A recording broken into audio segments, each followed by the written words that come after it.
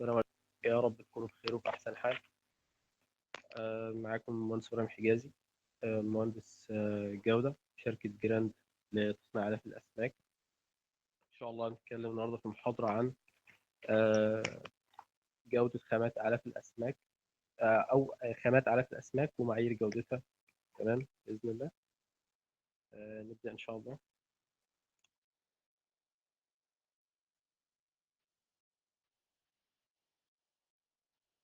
آه، إن شاء الله يعني هنتكلم إن شاء الله عن مقدمة كده بسيطة، وهنتكلم عن دور مفتش الجودة أو مراقب الجودة أو مهندس الجودة في المصنع. هنتكلم النهارده عن ايه هو الفحص الظاهري للخامات، وهنقسم الخامات تقسيمه بسيطه كده، وهندخل ايه على الفحص الظاهري لبعض الخامات، يعني اشهر الخامات اللي احنا شغالين عليها، يعني آه، في في مصنع الاعلاف. تمام.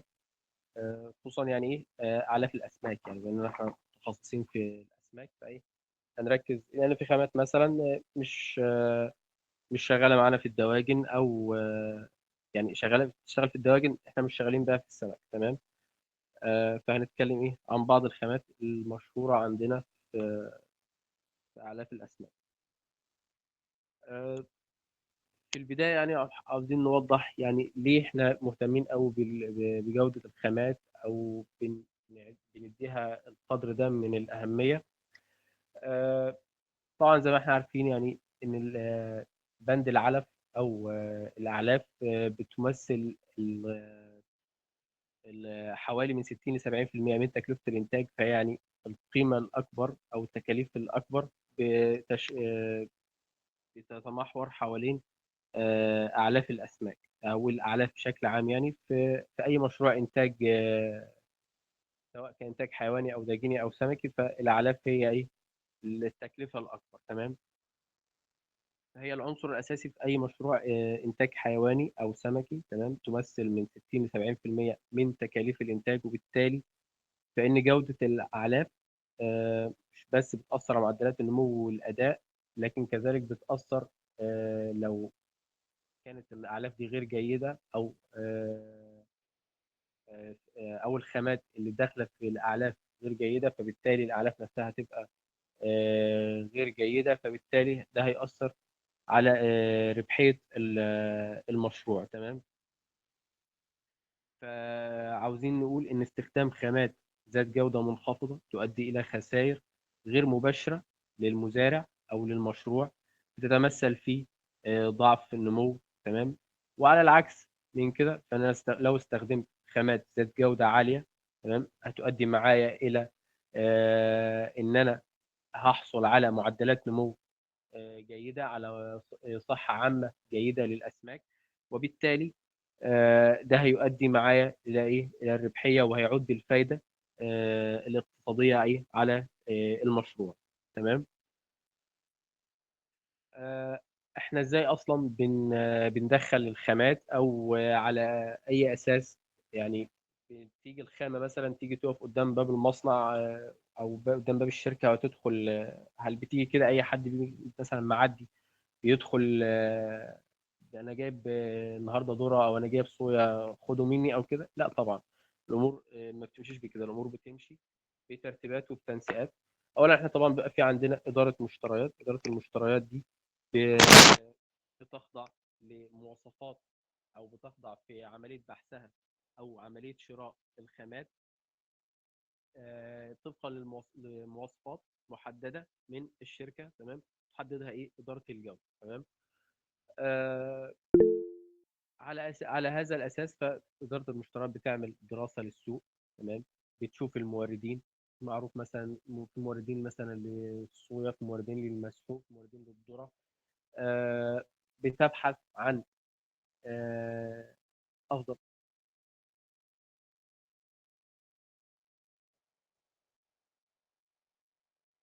مش سامع.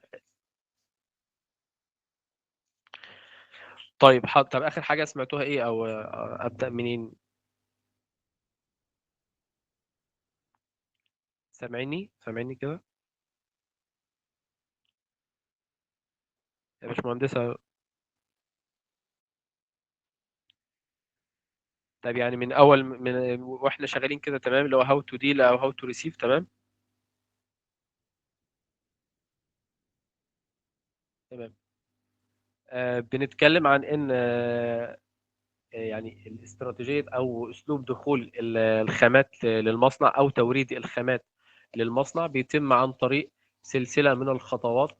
وفي يعني زي ما بنقول كده ايه، يعني خطوة بخطوة بنمشي فيها. اولا بتبدأ عن طريق ان إدارة المشتريات بتكون عندها علم بالمواصفات المطلوبة، او من قبل كده كمان بنبقى عندنا خطة للإنتاج مثلا، أو الشركة بتستهدف إنتاج معين، وبالتالي الإنتاج ده بيتطلب مثلا كميات محددة من مجموعة من الخامات، وليكن مثلا الذرة، الصويا، سن القمح، رجيع الكون، مسحوق السمك، زيت مثلا، سواء زيت نباتي زي الصويا أو زيت السمك. تمام. وعلى أساس ده إدارة المشتريات بتعمل دراسة للسوق، ودراسة للموردين، لكل مورد بالخامات اللي هو بيوردها. تمام. او شغال فيها. تمام. فبتبدا وليكن مثلا بنحدد سي مثلا حد من الموردين عنده مثلا وليكن صويا. تمام. احنا والله طالبين صويا بالمواصفات دي، نسبة بروتين معينة. عاوزين مثلا ذرة. احنا عارفين مثلا في انواع كتير من الذرة، في ذرة اوكراني، في ذرة ارجنتيني، في ذرة برازيلي. احنا محتاجين اي نوع من الذرة. تمام. احنا محتاجين مثلا مسحوق لحم بمواصفات معينة، محتاجين مسحوق سمك بمواصفات معينة. فعندنا مسحوق سمك بقى في موريتاني، في يمني، في إماراتي، في مسحوق سمك محلي. تمام. وعلى الأساس ده بيتم إيه، تحديد مثلا مورد، أو بنجيب من أكتر من مورد. تمام. كل مورد بيبعت لنا عينة من الخامة اللي عنده بمواصفاتها. تمام. بيتم تحليل الخامة دي وفحصها، بنشوف لو هي مطابقة للمواصفة. تمام. يبقى تمام، بنشتغل عليها ويبدأ التوريد عليها. لو مش مطابقة للمواصفة بيتم ايه، رفضها ورفض التعامل مع العميل مع المورد، إلا إذا كان عنده استعداد ان هو يوفر لنا بالجودة اللي احنا طالبينها. تمام. المورد وفر لنا بالجودة اللي احنا طالبينها بالمواصفات المطلوبة، بيبدأ على أساس ده يبدأ إيه، يورد لنا الخامة. بيورد بقى بالكميات أو الدفعات أو الشحنات زي ما بنقول، على حسب اتفاق بتوقيتات معينة، على حسب خطة الإنتاج وحاجة الإنتاج. تمام. وظروف التخزين عندنا في المصنع. تمام. بدأ خلاص، بدأ إيه يورد لنا الخامة. هل الخامة بتيجي مثلا على باب المصنع وتدخل على طول؟ لا طبعا. الخامة بيبعت مثلا شحنة. كل شحنة بتوصل لازم يتاخد منها عينة، ويتم فحص العينة ولا هي مطابقة للمواصفة ولا لا، ولا مش مطابقة للمواصفة. لو مطابقة للمواصفة تبدأ تدخل عندنا المصنع. لو مش مطابقة للمواصفة بيتم رفضها، وبيتم التنبيه على المورد انك لازم تورد الخامة طبقا او على اساس المواصفات اللي احنا مبلغينك بيها. تمام. هنا بيجي بقى ايه دور مهندس الجودة لما بنقول، او مفتش الجودة او مراقب الجودة. وصول الخامة، وقبل ما تدخل الخامة للمصنع بيتم سحب عينة من كل شحنة. بيتم سحب عينة ممثلة، لازم تكون عينة ممثلة للشحنة. تمام. احنا عندنا التوريد بيتم في صورتين: في صورة شكاير زي ما بنقول باجد، او في صورة صب. بتيجي، لا بتيجي مثلا في عربيات في عربيات نقل او في جرارات. تمام. الخامة لو هي في شكاير، تمام، بيتم سحب العينات زي ما احنا شايفين كده باستخدام البروب او اقلام سحب العينات اللي موجودة عندنا في الصورة. بيتم سحب العينات من اكتر من مكان. لو عندنا مثلا الخامة وليكن او الشحنة بتتكون من 100 شكارة، او بتكون من 100 شكارة. بيتم سحب العينة على الأقل من 10 شكاير من أماكن متفرقة من الشحنة. تمام. لو زادت الكمية دي، لو زادت عن 100 شكارة، فبيتم إضافة حوالي 5 شكاير عن كل 100 شكارة. تمام، يعني مثلا لو أنا عندي 200 شكارة، ممكن أسحب من 15 شكارة. تمام، ده على الأقل. تمام، وممكن أسحب أكتر من كده، يعني على حسب إيه، على حسب عدد الشكاير. تمام. لو عندنا الخامات صب، بيتم سحب برضو العينة من أكتر، على الأقل من 5 أماكن متفرقة. مش لازم إن أنا أسحب من أول، ولا لازم أسحب من الآخر، لازم أسحب من أكتر من مكان. أسحب من الأول، من الجنبين من الأول، ومن الجنبين من الآخر، ولازم أمر على المنطقة اللي في النص، منتصف الصندوق، ان انا اخد منه عينه من النص على الاقل. لازم قلم العينات يتضرب اقل حاجه 5 مرات في في الشحنه، عشان اقدر اقول ان الخامه دي او العينه دي ممثله للشحنه اللي جايه لي. تمام.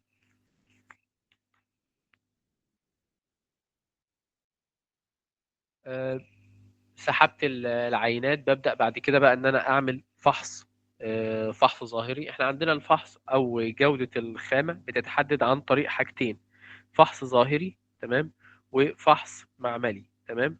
احنا في النهاردة هنركز على الفحص الظاهري، يعني الفحص المعملي او الاختبارات المعملية برضو بتبقى محتاجة شرح اكتر، ومحتاجة وقت اكتر، يعني فممكن الامر ما يتسعش ليها النهاردة. ممكن يبقى ايه في محاضرة تانية ان شاء الله، لو ايه، لو سمحت الفرصة يعني بإذن الله. تمام.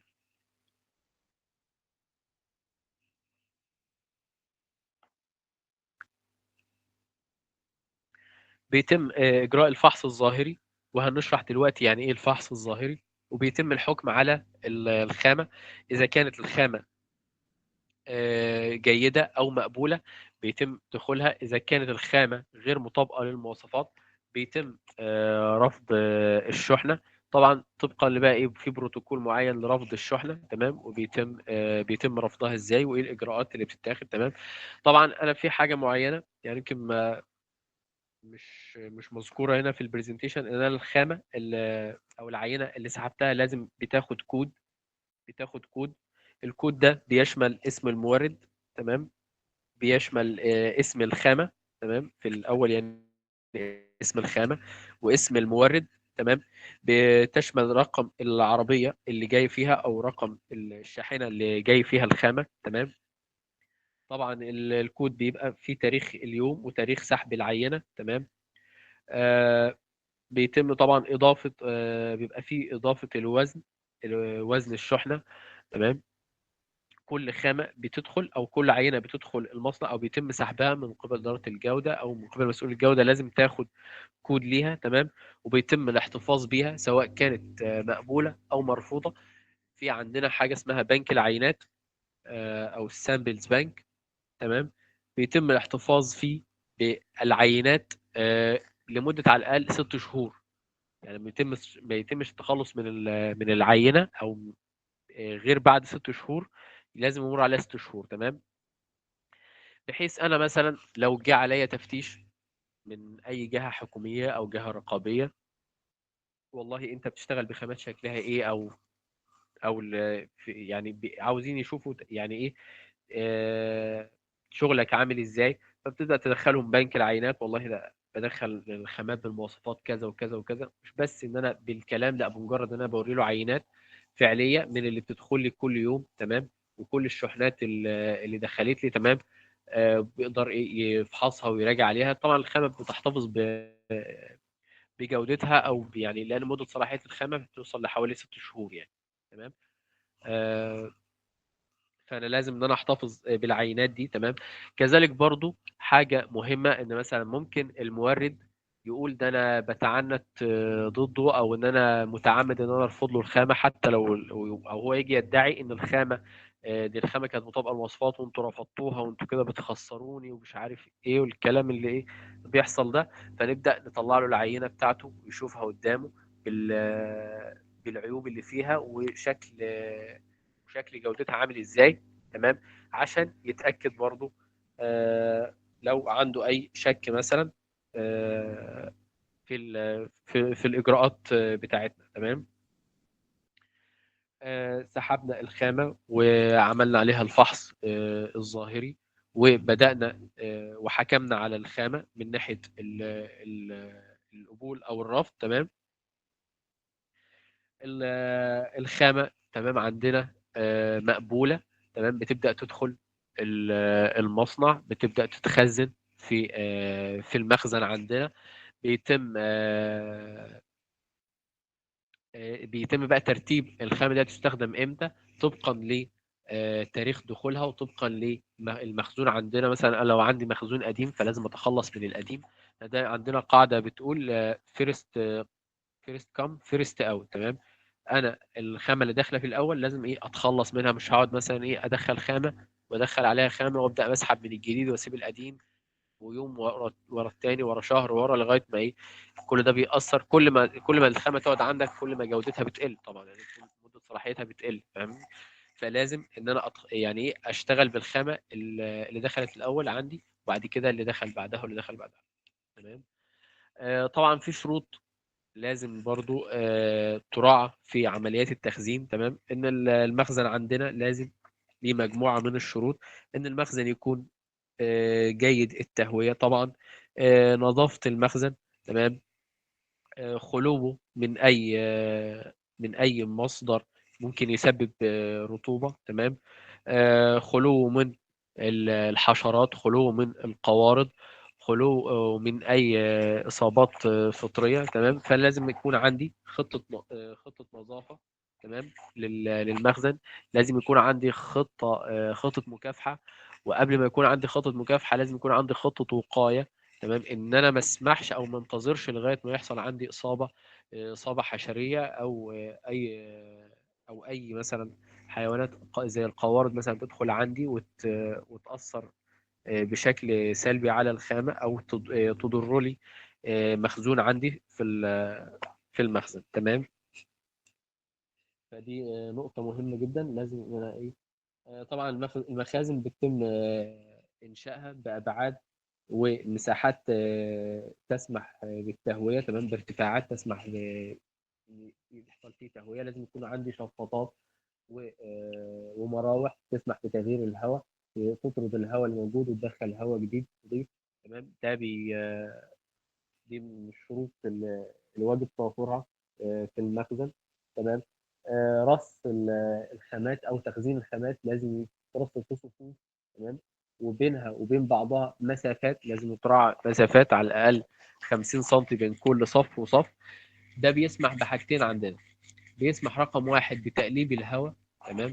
ان الهواء يتغير ويتجدد. تمام. ما يحصلش عندي عمليه في يحصل بقى رطوبه، او يحصل ارتفاع درجات حراره. طبعا ارتفاع درجات الحراره ده بيأثر بالسلب على الخامات. طبعا هنعرف ازاي بعد شويه ان درجه الحراره مهمه جدا في الخامات. تمام. واي ارتفاع في درجات الحراره ممكن يضر الخامه ازاي.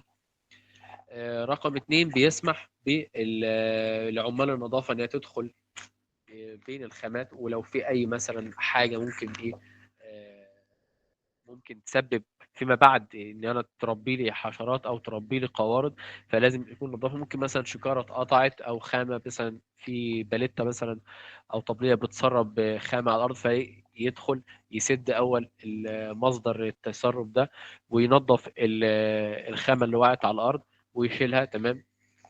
بتسمح برضو لمراقب الجودة ان هو بالشكل دوري، يعني ممكن نقول بشكل يومي، ان هو بيدخل المخزن ويتابع حالة المخزون عنده ازاي. وإن لو في اي طرأ تغيير اي تغيير يطرأ على الخامة الموجودة عندي، فيبدأ بشكل سريع آه، يتفادى ان المشكلة تكبر، ويتم ان احنا نتعامل مع المشكلة اللي عندنا دي. تمام.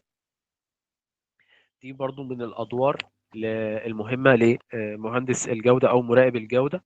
تمام. متابعة المخزون عندي أثناء تخزينه. تمام. متابعة الخامات ومتابعة جودتها وملاحظة أي تغيير يطرأ عليها خلال فترة التخزين. إيه هو الفحص الظاهري اللي اتكلمنا عنه؟ الفحص الظاهري للخامات.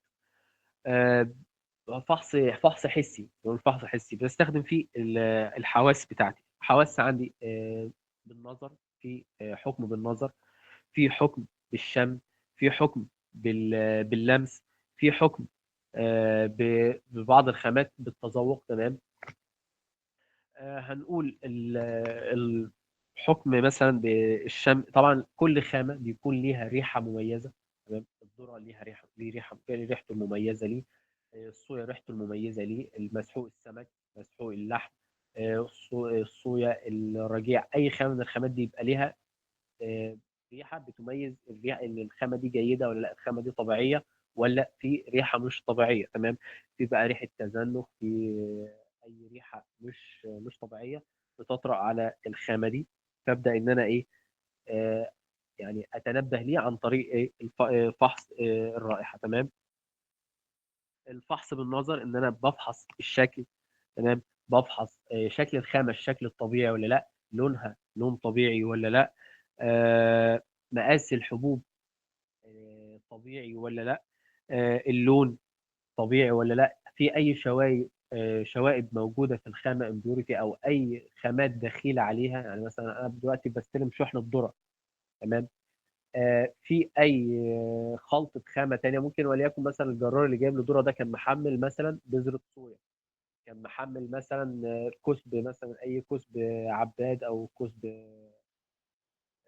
سمسم او ايا كان. يعني في خلطه الخامه مثلا، سواء نزل الشحنه دي وما كنسش كويس، ما نظفش عربيته، ما فرغش الشحنه بشكل جيد والعربيه ما اتفرغتش، وجيت الخامه دي على الخامه دي. تمام. فبيحصل خلط في الخامه. انا ممكن اكون بشتغل مثلا، وليكن في عندي الذره جايه لي مخلوطه ببذره الصويا، انا بشتغل ببذره الصويا. تمام. وبذر الصويا دي كويسه. بس هل معنى كده ان انا ممكن اقبل خامه مخلوطه بخامه؟ لان طبعا لما يحصل خلط بالخامه مثلا ببذره الصويا بالذره، ده بيأثر طبعا على ايه؟ على التحليل، على تحليل الخامه. وليكن مثلا الذره عندي مخلوط ببذره الصويا، طبعا نسبه البروتين هتختلف، نسبه الدهون هتختلف، نسبه النشا هتختلف، كل ده هيتغير. تمام. انا اهم حاجه عندي في عمليه الجوده ان انا ثبات الجوده. تمام. ان انا عندي بدخل مثلا خامة الذرة بشكل ثابت، جودتها تبقى ثابتة على مدار التوريد. يعني أي شحنة بتدخل عندي لازم تكون إيه، الشحنة رقم واحد هي رقم الشحنة رقم 100 اللي داخله. تمام. فلازم يكون عندي ثبات في الجودة. تمام. فقلنا إن في الفحص الظاهري فحص بالنظر إن أنا بفحص الشكل، بفحص حجم الحبيبات. لو كانت الخامة عبارة عن، في خامات حب وفي خامة بتبقى مطحونة يعني. تمام. بفحص اللون طبيعي ولا لا. تمام. هنيجي من كمان شويه نعرف ان درجه اللون مهمه جدا في الحكم عن الخامه دي جيده ولا مش جيده. طبعا عارفين ان ان احنا عندنا من مصادر الخامات مصادر نباتيه، واللي هي في الغالب بتكون مصادر البروتين. مصادر البروتين النباتي دي المفروض ان هي مصدرها ايه؟ مصدرها البقوليات. نباتات البقوليه زي الصويا، زي الفول مثلا، بيتم عن طريق او السمسم عن طريق ايه، او نباتات زيتيه. معلش انا اسف. نباتات زيتيه بيتم عن طريق ايه بحصل على الخامه دي او الكسب ده، كسب الصويا، كسب السمسم، كسب دوار الشمس او كسب عباد الشمس. بحصل عليه ازاي؟ عن طريق، او هو ناتج ثانوي من عمليه استخلاص الزيت من النباتات دي. تمام. كان زمان في الاول ان ان الايه يعني الاجساد دي او النواتج دي نواتج مهمله، ما حدش بيلتفت ليها. بس مع الوقت ومع الدراسات، تمام، آه، اصبح ليها اهميه وبدات بتدخل معانا بشكل تدريجي لغايه دلوقتي ما بقت بشكل اساسي في التركيبات. احنا طبعا في الاول مشاريع استزراع السمكي كانت مشاريع في البدايه كانت مشاريع تقليديه. تمام. كانت الناس بتعتمد على مساحات واسعه، ما فيش حاجه اسمها علف سمك. كان السمك موجود في اي مكان كده متحاوط، وليكن ممكن يكون 10 فدان. ما فيش حاجه اسمها علف، كانت السمك بياكل طبيعي من الميه، الغذاء الطبيعي اللي موجود. بدات واحده واحده مثلا تبدا ايه، بدانا مثلا في ناس بتاكل مش عارف كسر مكرونه، مش عارف ايه، بتيجي في فترات ايه اللي هو هيجي مثلا يصطاد فعاوز ايه يزود الوزن ولا حاجه. لغايه ما بقت النهارده يعني مشاريع استزراع السمك بقت صناعه، والاستزراع السمكي بقت صناعه، بقت بتضخ فيها استثمارات كبيره. فانا النهارده عشان الاقي عائد من الاستثمار لازم ان انا استخدم او اغذي الاسماك بتاعتي على اعلاف متكامله، اعلاف بتوفر لي احتياجات الغذائيه للاسماك. تمام. آه، فطبعا مشاريع استزراع السمكي توسعت. كان في الاول الاعتماد على مسحوق السمك كمصدر اساسي.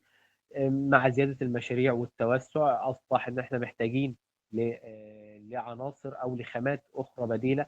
فالناس الباحثين انتبهوا لان احنا عندنا والله في نواتج سنويه من نباتات زيتيه بعد عصر الزيت واستخلاص الزيت، يدخل بقى مثلا في استخدامات الانسان او في الصناعات او في الادويه او في ايا كان. في عندنا الاجسام دي، طب ما احنا ممكن نعظم الاستفاده منها. تمام. وندخلها معانا كبدائل لمسحوق السمك. فطبعا من اشهرهم كسب فول الصويا، كسب السمسم، كسب دوار الشمس. تمام. على حسب اختلاف ايه كل خامه بمواصفاتها ونسب البروتين فيها. تمام. في منها الخامات اللي بتدخل معايا كمصدر بروتين، وفي منها الخامات اللي بتدخل معايا كمصدر للطاقه، زي ما هنعرف كمان شويه دلوقتي ان شاء الله. تمام. فاحنا علشان بس جزئيه اللون دي اللي اتكلمنا فيها، اللي في خامات درجه اللون بتفرق. يعني هنيجي مثلا كمان شويه نعرف ان الصويا، لو لون الصويا فاتح، لون الصويا فاتح مقرب كده للون الابيض، او لون الصويا اصفر، او لون الصويا محروق شويه، ده بيدل على ايه؟ كل درجه لون من دول بتدل على درجه ايه، درجه معينه، او جوده عمليه طبخ الصويا او تحميص الصويا. في الصويا بتبقى مثلا مش غير مطبوخه بشكل جيد، فما تتمش التخلص من العناصر المثبطه فيها، زي ما هنعرف كمان شويه بعدين يعني ايه، هنجيلها دلوقتي. تمام. اتكلمنا عن الفحص، فحص الرائحة عن طريق الشم، فحص بالنظر للشكل واللون. في عندنا الفحص باللمس، يعني ان انا اشوف الخامة، اشوف درجة نعومتها طبيعية ولا لا، اشوف قوام الخامة. ممكن استدل على من لمس الخامة على صلابتها، ولا صلابة الخامة او طراوة الخامة. صلابة الخامة بتديني دليل على حاجه، وطراوه الخامه وليكن مثلا عنده الذره، ابص كده امسك الذره الاقي فيه حبوب طريه. الحبوب الطريه دي ممكن معناها ان في رطوبه عاليه، ممكن عندي الخامه فيها الحبوب دي ممكن تكون فيها عفن. تمام. كذلك زي ما قلنا ايه يعني اللمس او سنس اوف تاتش بيوضح لي او بيديني مؤشر كده على جوده الخامه. تمام. سنس لما نيجي لحاسه التذوق. تمام. حاسه التذوق انا ممكن مثلا في خامات استدل على درجه طراوتها وصلابتها عن طريق ان انا بالواحد كده بتجيب الحبايه مثلا وايه تحت سنانك كده وايه، وتشوف درجه صلابه الخامه قد ايه. في خامات مثلا بتبقى معروفه بطعمها اللي ايه، يعني طعمها مسكر شويه زي رجيع الكون، الرايس برام بيبقى ليه طعم سكري شويه. لو دقت مثلا الرجيع بطرف اللسان، يعني مش بتبلع الخامه او مش بتاكلها يعني. تمام. باستدلت مثلا في طعم سكري، لا في وقت تاني ممكن تلاقي الخامه ليها طعم لاذع كده، ده ممكن بيدل على بقى ايه، على الخامه دي غير جيده، الخامه دي مخزنه فيها مشكله. تمام. فعمليه تذوق الخامه برضو ده من اشكال الفحص الظاهري عندنا في الخامات. تمام. هل ممكن الخامه عندنا تدخل وليكن بعد اجراء الفحص والخامه فيها مشكله معينه، او يعني جودتها مش 100%، هل ممكن الخامه تدخل عندنا؟ هو المفروض الاستاذ دي كانت تبقى في الاخر خالص، بس يعني ايه طالما جيت ايه نتكلم عنها يعني. والله ممكن بنيجي في وقت من الاوقات بتبقى الخامه مش متوفره، في ندره في الخامه. تمام. وخطه الانتاج بتشترط او بتتطلب الحصول على الخامه دي، ومش عارفين انهم لها بدائل. فممكن بشكل ما ان انا اقبل لدرجه معينه، يعني مش لازم، يعني مش هاخد الخامه وهي الخامه يعني بايظه او ضايعه، فاهم، او فيها مشكله كبيره، المشكله دي ممكن تسبب لي خساره، لا بناقص خالص. تمام. لكن ممكن في بعض التجاوزات البسيطه اللي يمكن يتم التجاوز عنها في حالات ما ليكن ايه عدم المقدره على توفير الخامه، او في مشكله ان انا اشتريها مش متوفره في السوق، سعرها غالي، ايا كان. في عندي برضه بتندرج تحتها اللي هو ايه حاجه الانتاج، يعني في ضروره ملحه ان احنا ننتج العلف، علف معين. العلف معين ده لازم يدخل فيه خامه معينه، فمش مفيش امكانيه ان احنا ايه نستبدل او نستغنى عنها يعني. تمام. ممكن آه الخامه دي يكون سعرها كويس، او انا واخد فيها اوفر كويس مثلا، او عليها نسبه خصم مثلا كويسه بتسمح لي ان انا ايه ادخلها، وان ده هيعود عليا بفايده. انا ممكن يعني في بعض التجاوزات ان انا اقدر اسمح بيها. ليه؟ لان انا ممكن اتعامل معاها يعني، ممكن اتعامل معاها طالما ايه جايه لي بسعر موفر او سعر مربح، مش هيخسرني يعني. تمام. فبيبقى في بعض الاوقات ان احنا فعلا ممكن بندخل خامه الصناعه مش هتاثر لي بالسلب على على العلف، مش هتاثر عندي بالسلب لو تم تخزينها. تمام. مش هتضرني يعني. تمام. فممكن ان احنا ايه في الوقت ده ان احنا ايه نقبل الخامه بالشكل ده. تمام. لو جينا نقسم خامات الأعلاف، لو جينا نقسمها لشقين، هنقدر ممكن نقسمها كمصادر للطاقة. عندي خامات هي عبارة عن مصدر للطاقة، وفي عندي خامات مصادر للبروتين. تمام. خامات مصادر للطاقة زي عندنا الويت ميدلينج، أو لواء سن القمح. تمام. بصورتين ليه، هو في سن قمح أحمر، سن قمح أبيض. تمام. في عندي اليلو كورن، اليلو كورن او الذره الصفراء. تمام. عندي الرايس بران، او رجيع الكون. تمام. عندي الرايس بروكن او كسر الرز. تمام.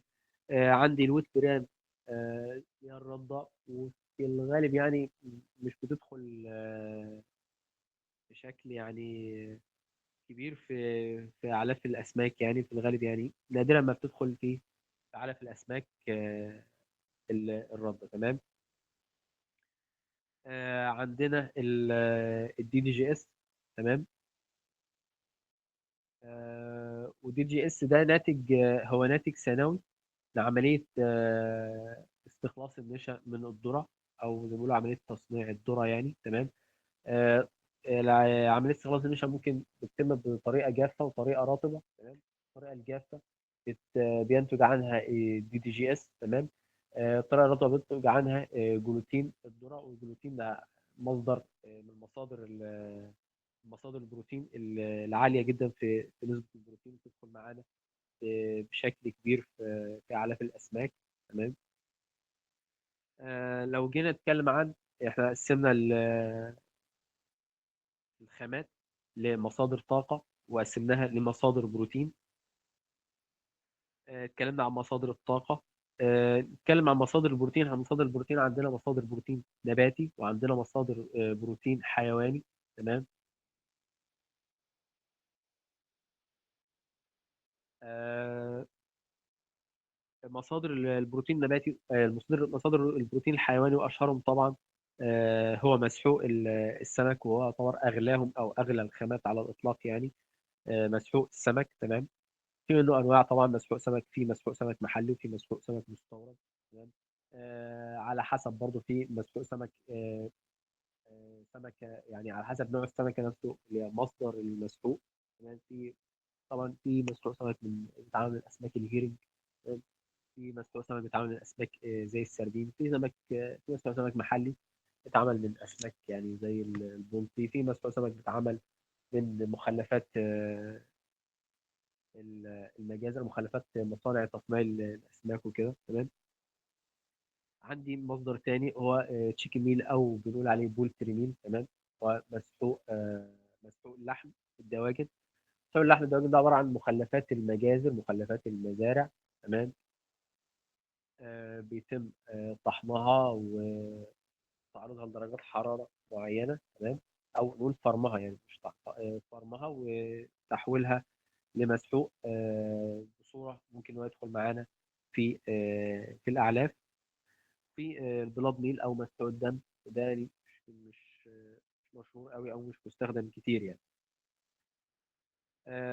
مصدر الطاقة، مصدر البروتين الثاني احنا قلنا في عندي انيمال سورس وفي بلانت سورس. مصادر البروتين النباتي هي ممكن يعني نختصرها كده نقول هي ايه، مخلفات او نواتج ثانويه من النباتات الزيتيه. اشهرهم الصويا بين ميل، تمام. عندي الصن فلاور ميل، الكوتون سيد ميل. في عندي حبوب كامله، يعني مش في عندي كسب الصويا وكسب دوار الشمس وكسب بذره القطن. في عندي الصويا سيد، دي بذرة الصويا نفسها، البذرة كاملة، تمام، قبل قبل عصر الزيت منها أو باستخلاص الزيت منها، تمام. في عندي الفاصوليا بتدخل برضو معانا كمصدر بروتين نباتي. في عندي الكورن جلوتين ميل، تمام. ده ناتج ثانوي من عملية استخلاص النشا، تمام، اللي هو جلوتين الذرة، تمام. وليكن عندنا دلوقتي ده جدول كده ممكن ايه نبص عليه، يعني بيوضح ايه تحليل او نسب مكونات او وليكن الوايت كورن واليلو كورن ودي جي اس والويت ويدلينج، بيشرح ايه التحليل الكيميائي ليهم. ودي طبعا احنا بنتكلم على ايه الانرجي سورس. يعني خصوصا مثلا ايه اليلو كورن مثلا نسبة البروتين يعني ما تقلش عن 7% تكون فوق 7%. يهمنا فيها برضو نسبة الستارش بتاعها، يعني أقل أكبر من أو يساوي 70% كنسبة ستارش، والرطوبة فيها ما تعديش ال 14، تمام. دي جي اس نسبة البروتين فيه بتكون حوالي 27% أو تزيد على حسب جودة استخلاص النشا، تمام. نسبة الدهون فيه المفروض ما تعديش ل 12. بيبقى فيه نسبة يعني من النشا يعني مش كبيرة، تمام. الويت ميدلينج او سن القمح الاحمر وسن القمح الابيض، نسبه البروتين فيهم في الغالب يعني بتكون من 11 ل 12. الفرق بينهم مش كبير، لكن الفرق بيبقى في نسبه النشا، تمام، او ستارش في بينهم. يعني مثلا نسبه نشا في سن القمح ممكن يعني ما تقلش عن يعني 33 35، ما تقلش عن كده خالص بل هي تزيد ممكن توصل ل 40%. الويت برام بيبقى فيه نسبة من الستارش قليلة جدا طبعا، تمام. بيبقى فيه نسبة عالية من الفايبر، تمام. ونسبة البروتين فيه بتكون حوالي 13. رجاء يكون نسبة الرطوبة فيه المفروض ما تعديش 13%. بيبقى فيه نسبة كويسة من الدهون، والمفروض أصلا هو مصدر للطاقة يعني، تمام. نسبة الدهون فيه ما تقلش عن 15%، تمام. نسبة البروتين فيه بتكون حوالي 12%، تمام. عندنا مكون أو خامة بتدخل في تصنيع الأعلاف زي كسر الرز.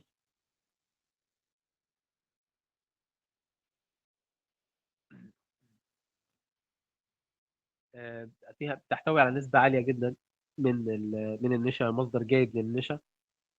تحتوي على حوالي 70% من ال- النشا، تمام. دي صور بعض دي صورة للذرة من اليمين كده، صورة للذرة، دي صورة للردة. آه، دي مصادر للطاقة. عندنا جدول برضو بيوضح نسب البروتين والدهون أو التحليل الكيميائي لبعض مصادر البروتين. عندنا الصويابين ميل. الصويابين ميل يعني نسبة البروتين فيها ما بتقلش عن 45، ممكن تكون 44 في بعض الحالات يعني. ممكن يكون من 45 توصل لغايه 48%. تمام. آه، الصويا بين سيد او بذره الصويا، نسبه البروتين فيها يعني حوالي من 34%. عندنا المسحوق اللي هو تشيكن ميل، او مسحوق اللحم، او بيتقال عليه بولتري ميل. نسبة البروتين فيه ما تقلش عن 50 55%، بتوصل ل 60% أوقات. نسبة الدهون فيه ما ادتش عن 23%، بتكون المفروض أقل من كده. تمام. عندنا الصن فلاور ميل، أو كسب دوار الشمس. نسبة البروتين فيه بتكون من حوالي 28 ل 30%. تمام. في الفيش ميل. يعني الفيش ميل المفروض ان هو الطبيعي اللي هو ايه بيتقال عليه يعني فيش ميل لو مسلوق سمك 60%، يعني في الغالب ان هو نسبة البروتين فيه ما تقلش عن 60%. ده بالنسبة لمسلوق السمك المستورد يعني. تمام. بيكون 60%. المفروض نسبة الرماد أو القاش فيه ما تعديش 20%. تمام. والرطوبة في رطوبة مهمة جدا في المساحيق، سواء مسحوق اللحم أو مسحوق السمك، المفروض إنها ما تعديش ل 10%. تمام.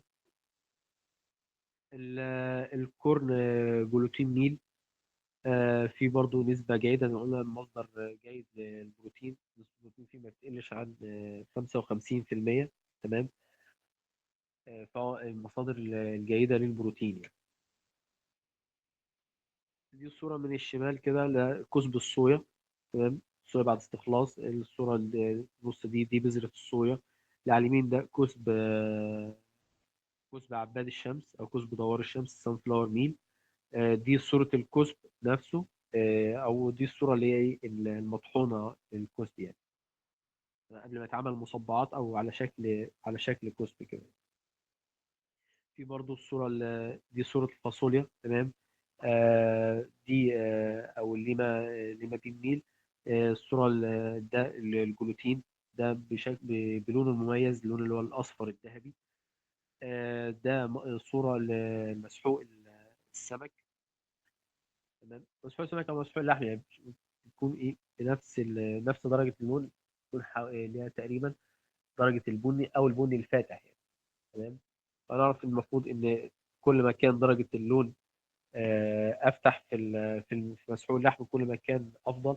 درجة اللون يعني طبعا مش بشكل عام يعني، ممكن ناخدها اللي هي ايه آه، صورة عامة. لكن يعني في الغالب مسحوق اللحم لما تكون درجة لونه داكن، ده ممكن بيكون مؤشر على إنه في محتوى عالي من الريش. تمام. والريش ده يعتبر يعني بروتين غير حقيقي يعني.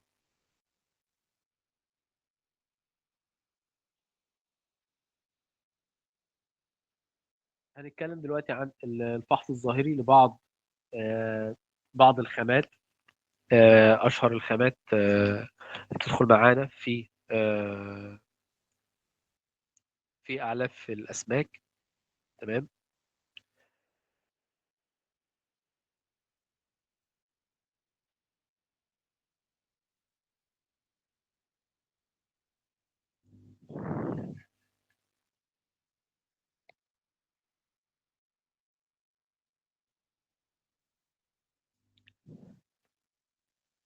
هنبدأ وليكن باليلو كورن. احنا طبعا قلنا في الفحص الظاهري ان احنا بنفحص اللون، بنفحص الرائحة، بنفحص اللون، بنفحص الرائحة، بنفحص القوام، بنفحص الشكل العام. انا في الذرة ببص اولا على شكل الحبيبات. هل شكل الحبيبات شكل الحبيبات فيه مكتملة، ولا الحبيبات متكسرة؟ شكل الحبيبات سليمة ولا فيها إصابات؟ تمام. لون الذرة، هل المفروض بيبقى لونه في الغالب لونه أصفر؟ تمام. في درجة في لمعان كده، ولا في نسبة عالية جدا من الناعم أو البودرة، في اللي هو البودر، نسبة عالية من البودر في الشحنة أو في الخامة. تمام. ببص على الشوائب او الامبيوريتيز. تمام. عشان طبعا الذره عارفين اللي هو الذره جاي يعني نبات الذره بيبقى عباره عن اللي هو كوز الذره كده بيبقى فيه ايه بيقولوا عليها ايه ألاويح الذره تمام. المفروض ان بيتم فصل الحبيبات، انا بس بيجي لي الحبيبات، هل في نسبه عاليه من الألاويح دي موجوده، هل في نسبه عاليه من الاعواد وقشره الذره نفسها موجوده في الخامه ولا لا. طبعا ده بيدي ايه مؤشر عن جوده الخامه آه، اللي عندي تمام. فبقوم ان انا امسك ممكن بالفحص قلنا الفحص اللون تمام. فحص الريحه مثلا لو الخامه فيها حصل فيها تخزين، او الخامه فيها عفن طبعا ده بيظهر على الريحه تمام. فبتاكد من ده مثلا ان انا بفحص الخامه بشكل جيد، بفحص هل وجود اي اجسام مش طبيعيه تمام. في ممكن تكون في ريحه مش طبيعيه دي نتيجه مثلا لعندي في مبيدات مثلا مبيدات حشريه في الخامه. طبعا دي بيتم ده يعني تحليل تاني خالص تمام، موضوع تاني خالص تمام. بس ايه ده بيدي مؤشر ايه ان الخامه فيها مشكله. يعني مثلا الخامه كان حصل عنده اصابه فيها اصابه حشريه ورشها وجايه لي على طول بالشكل بصورتها دي، ما لحقتش الخامه تتهوى او يتم التخلص فيها من اي متبقيات من المبيدات اللي اترشت فيها تمام. قلنا بنفحص لو في اي حبوب متعفنه او فيها اللي هي المولد تمام. وليكن بتاخد 100 جرام من العينه تمام. بطلع الشوائب اللي فيها. انا اخدت 100 جرام من العينه تمام. وابدا ايه بنقي منها الحبوب السليمه، بنقي الحبوب المتكسره، بنقي الحبوب اللي فيها نسبه عفن تمام. وبقدر ان انا اغربل الخامه عشان احصل على نسبه الناعم او البودر اقدر ايه اديها رقمي تمام. المفروض نسبه الناعم او او نسبه البودر دي ما تعديش ال 15%، المفروض تكون اقل من 15%. نسبة الحبوب الغير كاملة أو الحبوب اللي هي متكسرة تكون أقل من 9% في الذرة تمام. نسبة الحبوب اللي فيها عفن ما أقدرش إن أنا أسمح بإن هي تزيد عن 2%، المفروض تكون أقل من 2% تمام. دي يعتبر أشهر الإيه الفحوصات اللي بتتم على الذرة. طبعا كذلك للذرة أنا بقيس الكثافة بتاعتها تمام. بكثافة الذرة آه، كل ما كثافه الذره قلت كل ما ده اداني مؤشر ان الخامات فيها ان الخامه غير جيده، الخامه دي فيها حبوب فيها عفن تمام. الخامه لو فيها عفن الكثافه بتاعتها تقل. الا مثلا لو يعني طبعا العفن بياكل من الخامه نفسها تمام. لو الخامه خامه لسه فريش، الخامه مفيش فيها اي اصابات فطريه او اي مشكله او اي شوايب فيها، فتبقى درجه ليها معروف نسبه او رقم لكثافتها تمام. بتكون في الغالب الكثافه بتقل معانا لما يحصل عندي اصابات اي اصابات اي اصابه فطريه للخام تمام. عندي رقم اثنين الخامات اللي كمصدر للطاقه تمام. آه، اللي بنتكلم ايه على الدي جي اس تمام. الدي جي اس احنا قلنا ان هو ناتج ثانوي من عمليه استخلاص النشا بالطريقه الجافه تمام. ان الدي جي اس لازم زي ما احنا شايفين في الصوره بيكون مميز بلونه الاصفر. لونه الاصفر يعني قال ايه برايت يلو تمام. لونه اصفر لامع تمام. بيكون فيه ريحه الكحول لان طبعا بيتم استخلاصه باستخدام الكحوليات تمام. مفيش فيها اي تكتلات. ممكن يكون في اي تكتلات في الخامه. مفيش فيها اي حشرات، مفيش فيها اي اصابه حشريه زي ما بنقول. آه، مفيش فيها اي في نسبه ممكن ايه نسبه قشره عاليه من نتيجه مثلا ايه عمليه استخلاص النشا او عمليه التصنيع نفسها ما كانتش ماشيه بالشكل الجيد، ممكن يكون في عندي زي ما قلنا تكتلات او نسبه قشر عاليه. تمام. فلازم ابحث الموضوع ده بشكل جيد. فبنبحث في الدي جي اس اللون والرائحه. تمام. ونستدل على جوده الدي جي اس من الريحه. تمام. عندنا كسر الرز او البروكن رايس. تمام. آه، في الخامات قلنا بشكل عام ان احنا بنفحص اللون. تمام. قلنا بنفحص الشكل. تمام. قلنا بنفحص القوام. قلنا بنفحص الشوائب. تمام. هل في نسبة عالية من الشوائب؟ هل في أي إصابة فطرية؟ هل في أي نسبة أي إصابة حشرية؟ هل في أي شوائب دخيلة على الخامة؟ تمام. آه، في كاس الرز احنا ما بنسمحش بنسبة شوائب تعدي الواحد في المية. تمام. آه، أكتر من كده بيتم رفض الخامة. طبعا لو في أي إصابة فطرية ده من بره ما بتدخلش عندنا المصنع خالص يعني. تمام. آه، سن القمح او الويت ميدي. تمام. ال- سن القمح احنا قلنا في عندنا منه احمر، سن قمح احمر، وفي سن قمح ابيض. طبعا ده على اساس نسبه على اساس ايه محتواه من النشا. تمام. كل ما كان السن الابيض بتبقى نسبه النشا فيه اعلى. تمام. طبعا بيكون شكل او اللون مميز ما بين الاثنين، او اقدر افرق بين الاثنين عن طريق اللون. تمام. بشكل عام الويت ميلنج سواء احمر او ابيض ان لازم بيكون فيه ريحه مميزه كده اللي هي ريحه الدقيق تبقى موجوده فيه. تمام. ده لو الخامه طبيعيه ما فيش فيها اي تخمر، ما فيش فيها آه، اي لو الخامه مثلا متخزنه او فيها خلط ما بين خامه وخامه. من اشهر صور الغش الأخيرة اللي بقينا نشوفها في سن القمح اللي هو بيتم خلطها بالسرسة. تمام. طبعا ده بيتقل معاه في الوزن، والسرسة دي هنعرف بعد كمان شوية إن هي يعني ناتج ثانوي من ضرب الرز. تمام.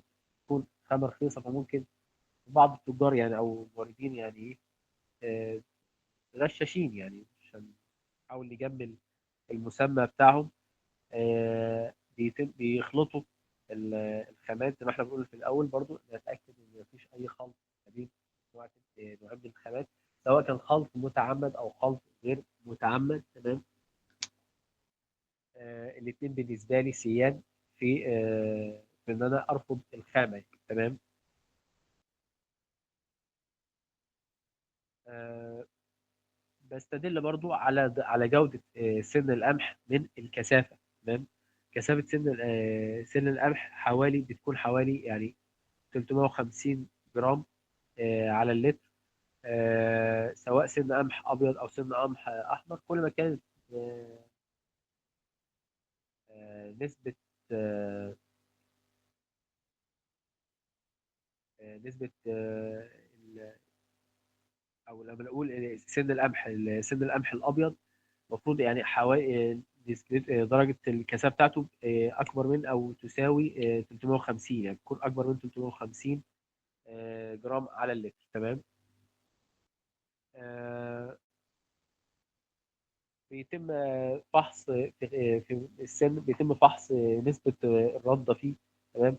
عن طريق فصلها على غرابيل بمقاسات معينة. في عندنا غرابيل بيتم يعني ان انا افصل الخامة واشوف فيها نسبة الردة او يكون قطرها آه،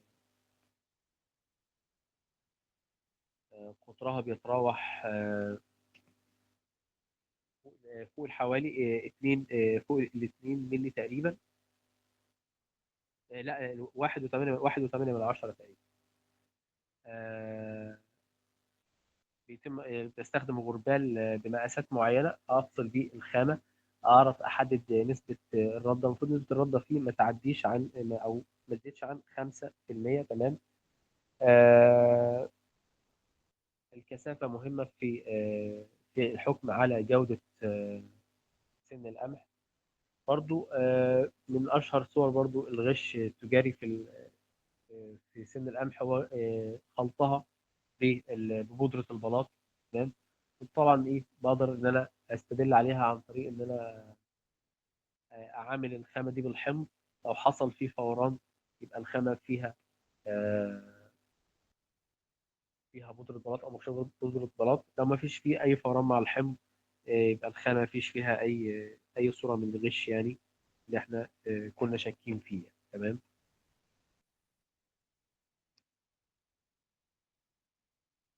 نيجي على الرايس بران او رجيع الكون. كان رجيع الكون من اشهر الخامات اللي بتشتغل معانا في الاعلاف. تمام. آه، رجيع الكون هو ناتج ثانوي من عمليه ضرب الرز. تمام.